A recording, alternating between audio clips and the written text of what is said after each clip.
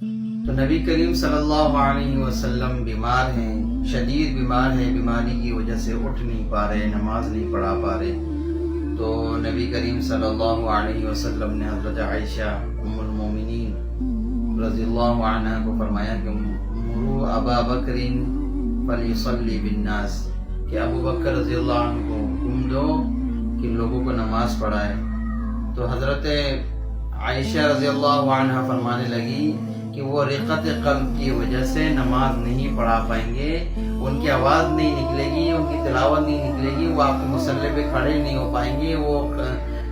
بہت نرم دل کے آدمی ہیں، وہ نماز پڑھانے کے لیے کھڑے ہوں گے تو ان سے آواز نہیں نکلے گی، آپ عمر کو حکم دے دیں۔ تو حضرت عائشہ رضی اللہ عنہ نے حضرت حفصہ رضی اللہ عنہ کو کہا کہ تم بھی یہی بات کہو کہ جو میں نے کہی کہ وہ ابو بکر نماز نہیں پڑھا پائیں گے، بہت نرم دل کے آدمی ہیں، آپ عمر رضی اللہ عنہ کو حکم دیں۔ تو جب حضرت حفصہ نے یہی الفاظ حضور کو فرمانے لگی ام المومنین، تو حضور نے فرمایا مرو ابا بکر فلیصلی بالناس، کہ رک جاؤ، ابو عمر کو مت کہو، ابو بکر کو کہو کہ وہ لوگوں کو نماز پڑھائے۔ یعنی آپ صلی اللہ علیہ وسلم اپنے ہی زمانے میں، اپنے ہی حیات میں امت کو ابو بکر کے حوالے کر کے یہ ثبوت دینا چاہ رہے ہیں کہ میرے بعد خلیفہ بننے کے قابل حقدار یہی شخص ہے، میرے بعد تم تمام لوگ، جیسے امام آگے کھڑے ہو کے سب کو نماز پڑھاتا ہے، میرے دنیا سے رحلت فرمانے کے بعد تم تمام لوگ حضرت ابو بکر کے ہی ہاتھ پہ بیعت کرنا، ان کو ہی اپنا خلیفہ ماننا اور ان سے ہی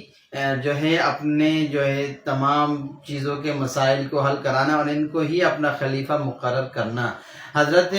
ابو بکر رضی اللہ عنہ کے گھر کے دروازے دو نکلتے تھے، ایک مسجد کی، مدینہ منورہ کی مسجد کی طرف اور ایک باہر کی طرف۔ تو حضور صلی اللہ علیہ وسلم نے فرما دیا کہ تمام دروازے بند کر دو، صرف ابو بکر کا دروازہ کھلا رکھو۔ تو اس سے یہ بھی یہ بات ثابت کر دی کہ میرے بعد جو ہے تمام لوگوں میں سے کوئی بھی مستحق خلیفہ نہیں ہے، صرف سوائے ابو بکر کے۔ تو کیا شان ہے، صرف دو دروازے مدینہ منورہ کی مسجد کی طرف کھل رہی تھی، ایک حضور صلی اللہ علیہ وسلم کا دروازہ تھا، دوسرا حضرت ابو بکر رضی اللہ عنہ کا گھر کا دروازہ تھا۔ اس موت کے قریب ہوتے وقت،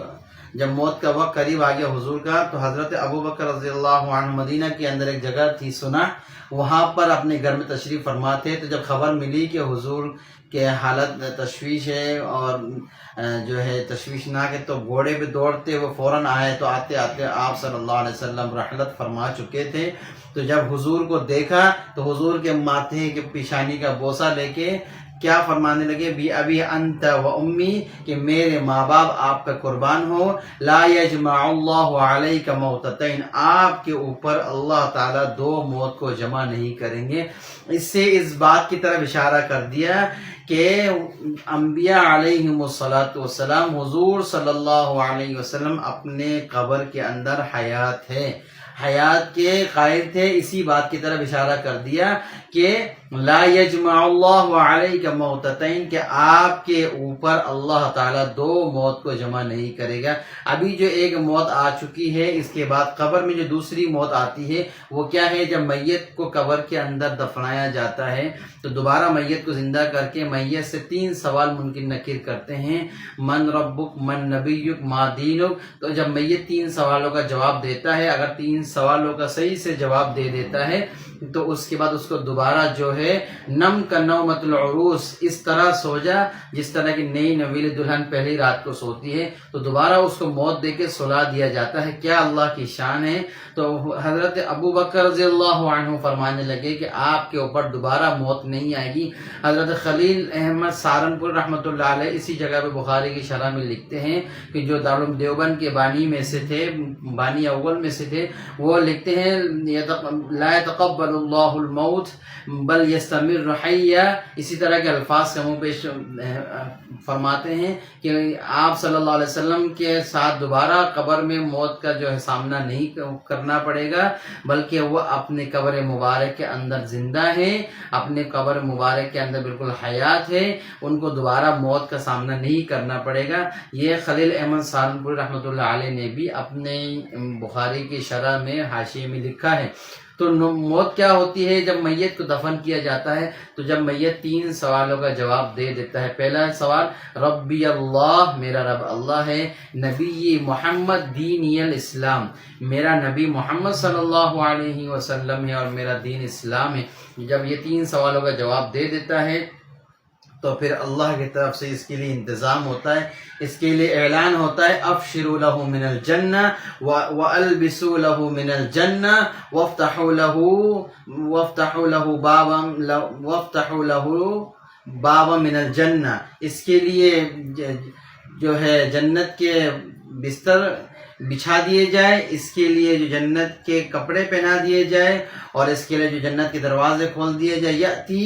اس کی وہاں سے جو اس جنت کے دروازے سے جنت کی خوشبوئیں ہوائیں آتی رہیں اور اس کو یہ اعلان ہوتا ہے نم کا نومۃ العروس، سو جائے اس طرح جیسے کہ پہلی رات کو دلہن سوتی ہے، اس کے بعد اس کو سلا دیا جائے گا، قیامت تک وہ سوتا رہے گا. تو اس سے یہ بات ثابت ہو رہی ہے. حضرت صدیق اکبر رضی اللہ عنہ نے حضور کا بوسہ لے کے فرمایا لا یجمع اللہ علیک موتتین، اللہ آپ کے اوپر 2 موت کو جمع نہیں کرے گا. یعنی مسئلہ حیات النبی فی قبرہ، حضور صلی اللہ علیہ وسلم کے قبر کے اندر زندہ ہونے کی طرف اشارہ کر دیا اور آپ صلی اللہ علیہ وسلم اپنی قبر کے اندر زندہ ہے. اس بات کو ماننا ہر کسی کے لیے ضروری ہے.